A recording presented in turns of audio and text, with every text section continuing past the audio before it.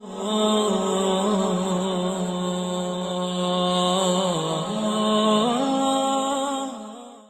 سے گزارش ہے کہ حدیثوں کو مکمل سنیے گا، کیونکہ یہ نیک کام آپ کے ساتھ آپ کی قبر میں جائے گا۔ ہم 2 یا 3 گھنٹے کی مووی دیکھ سکتے ہیں، کیا ہم صرف 10 منٹ اپنے اللہ اور نبی صلی اللہ علیہ وسلم کو نہیں دے سکتے؟ ہدایت القاری شرح صحیح البخاری جلد نمبر 1 حدیث نمبر 107۔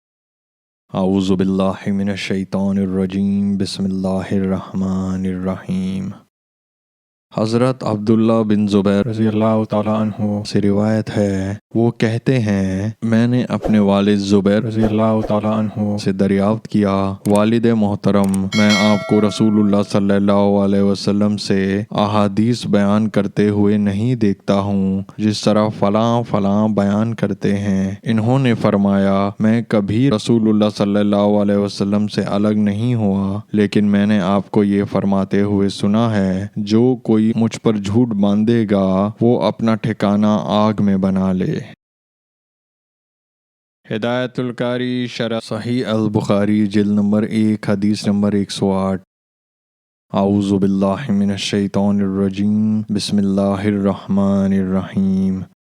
حضرت انس رضی اللہ تعالیٰ عنہ سے روایت ہے، انہوں نے فرمایا، مجھے زیادہ حدیثیں بیان کرنے سے یہ بات روکتی ہے کہ نبی صلی اللہ علیہ وسلم کا ارشاد گرامی ہے، جو شخص مجھ پر جان بوجھ کر جھوٹ بولے گا وہ اپنا ٹھکانہ جہنم میں بنا لے۔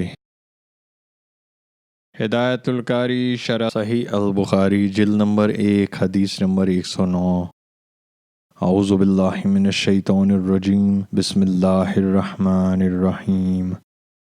حضرت سلمہ بن اکوع رضی اللہ تعالی عنہ سے روایت ہے، انہوں نے کہا، میں نے نبی صلی اللہ علیہ وسلم کو یہ فرماتے ہوئے سنا، جو شخص میری طرف وہ بات منسوب کرے جو میں نے نہیں کہی وہ اپنا ٹھکانہ آگ میں بنا لے۔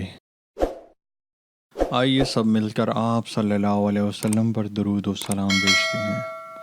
اعوذ باللہ من الشیطان الرجیم، بسم اللہ الرحمن الرحیم۔ اللہم صلی علی محمد وعلی آل محمد کما صلیت علی ابراہیم وعلی آل ابراہیم انک حمید مجید۔ اللہم بارک علی محمد وعلی آل محمد کما بارکت علی ابراہیم وعلی آل ابراہیم انک حمید مجید۔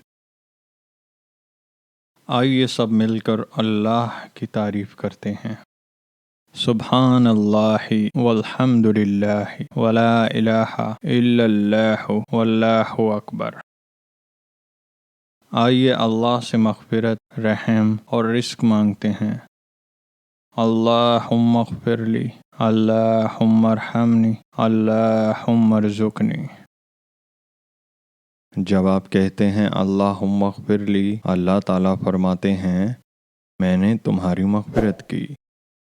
جب آپ کہتے ہیں اللہم ارحمنی تو اللہ تعالیٰ فرماتے ہیں میں نے تم پر رحم کیا۔ جب آپ کہتے ہیں اللہم ارزقنی تو اللہ تعالیٰ فرماتے ہیں میں نے تمہیں رزق دینے کا فیصلہ کیا۔